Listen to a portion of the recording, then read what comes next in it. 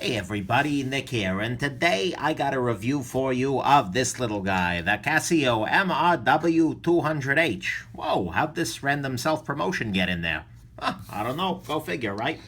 But anyways, subtle, I know, right? The Casio MRW-200H here is a it's a very inexpensive watch. You're talking 15 bucks.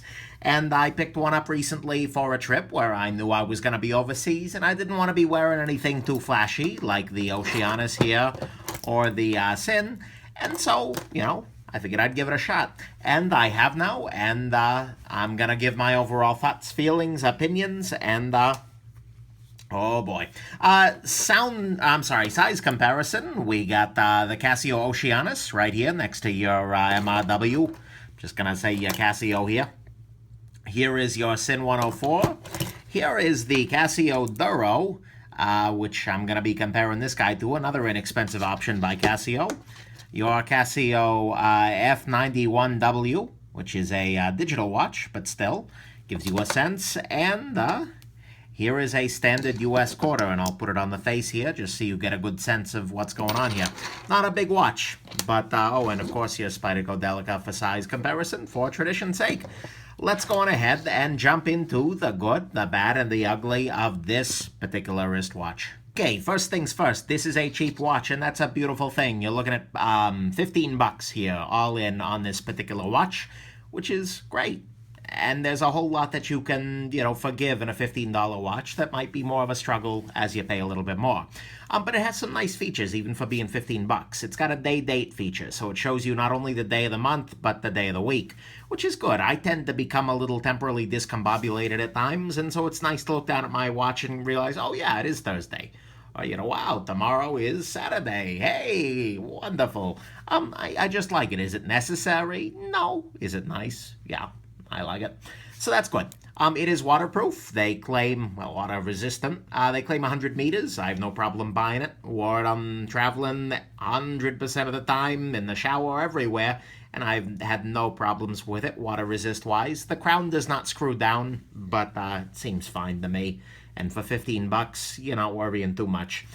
It does have a rotating diver style bezel, although it goes in either direction here. And we'll talk a little bit more about that in a bit, but that is actually a nicety. I do like it. If you need to leave at 15, you just turn this over here, and suddenly, when the minute hand gets there, you leave. Or if you're on a long flight, you set the hours to when you're about to land, to the hour you're about to land, and you've got a quick reference as to when you're landing. Good thing. Rotating bezels are always a joy, to me, at least. It is a very unassuming watch. Honestly, it looks like a cheap, boring sports watch because, it's a cheap, boring sports watch. This is not at all flashy on your wrist.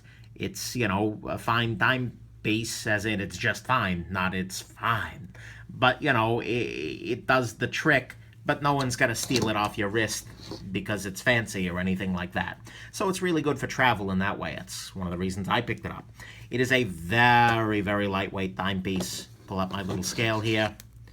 And, on your wrist, it just disappears. You're looking at 1.33 ounces here as opposed to 2.7 on your Oceanus, as opposed to, come on now, 5.2 on your Sin. So this is a really lightweight watch, which is nice. It just disappears on the wrist in a big way. It's also not uncomfortable. Do I like it as much as a really good bracelet? No, but the strap works just fine. It's not pinching into you. It's got plenty of adjustments. So you feel like you can get a good situation, and it's got a little bit of give with these kind of folds in here. So no complaints about discomfort.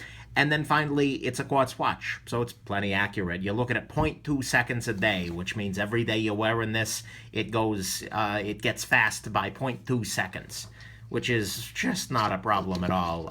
That's, daylight savings time, change it then sort of accurate. So, that's a beautiful thing. So again, your good is that it's really cheap at 15 bucks, day-date, waterproof, rotating bezel, unassuming, lightweight and comfortable, and it's really accurate. Let's jump into your bad. Bad side. First a nitpick. In a $15 watch, I'm not going to burn them too bad on this, but you can see that the hand and second markers don't really align. The second hand is usually coming in between markers. That's okay. No shock at this price point, but, you know, whatever. The bezel spins completely freely without any clicking, but the thing is, it's not a smooth action. It's very stick, slip, stick, slip, stick, slip, slip. And so, you know, getting it to a precise point is kind of wedging your fingernail in here and just turning until it gets roughly there. It's not a joy to use. It doesn't tend to get unset. You know, sometimes if I bump up against something, it'll change it a little bit, but by a factor of a minute or two. I'm not a huge fan of the action on the bezel, but again, it's a $15 freaking watch. The clasp itself is plastic. In fact, the only metal on this watch is, well, presumably inside the movement, your crown here, your case back, and then your spring bars. There you go. You can see that. But so the long-term durability of this is questionable, although on the plus side, it doesn't scratch anything. So, you know, that's kind of a mixed bag there. And the day and date are very slow to change. You start at least I noticed it starting to move along maybe 11:30 at night, and then it had finished its revolution by about 3, the day taking a little bit longer. I mean, it's not a huge deal, and presumably from 11 to 3, you're okay with being a little ambiguous as to what day it is. But, you know, it's something to keep in mind. Not a big fan. I prefer a really quick transfer over, whatever. So that's your bad. The hand and second markers don't align, but that's no shock here. The bezel spins without clicking and with kind of a weird stick-slippy motion. The clasp is plastic, but that makes it, you know, scratch resistant, so it's kind of a wash. And then the day and date is slow to change. Let's jump into your ugly. All right.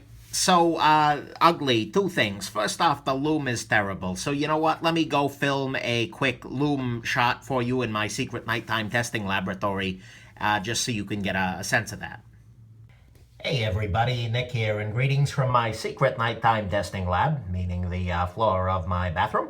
You can, well, barely see here that on your left side here, you have your Casio Oceanus. On your right side, over here in the green Lume, you have your SIN 104 STSAI. And then in the middle here, let's see if you can see that at all. Yeah, you can barely see the hour hand there. You have the Casio I'm reviewing here, whose model name completely escapes me because it's just bad. So these have both, well, all 3 of these have just been charged in the sun at the exact same time. And you can see that the Lume on the Casio is pretty much already gone. It's maybe a little better to the eye than it is in here, but over the video, but it's just bad. So there's your Lume. So yeah, I mean, basically it just doesn't have Lume. The indices got nothing at all, and you get maybe an hour of legible Lume at night after, you know, really charging it with a lamp on the hands. Just really unacceptable, and to me that was really frustrating because I'm a big fan of wearing a watch overnight so that in the middle of the night, if I wake up and need to know what time it is, I can, you know, oh, I've only got 3 more hours left to sleep or something like that. And the Lume is a big help there. So big disappointment in the Lume department. This is basically a watch that doesn't have Lume. Second issue is that the legibility is a little bit on the undesirable side. And it's not bad by any stretch of the imagination, but I really do prefer a watch like this, or like this, or like this, that you can really read from across the room with your glasses off.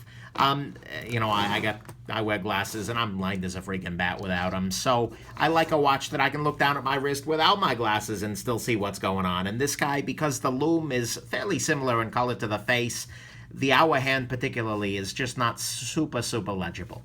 So that was always a little bit of a disappointment and always made the watch just a little harder to read than it needed to be. If they'd just given up on the freaking Lume and made the hands black, it'd be a much nicer watch. I'd be a much bigger fan of it. Because, you know, you just drop the pretense. But anyways, so those are your ugly things. The Lume is just terrible to non-existent, and the legibility on it is pretty poor.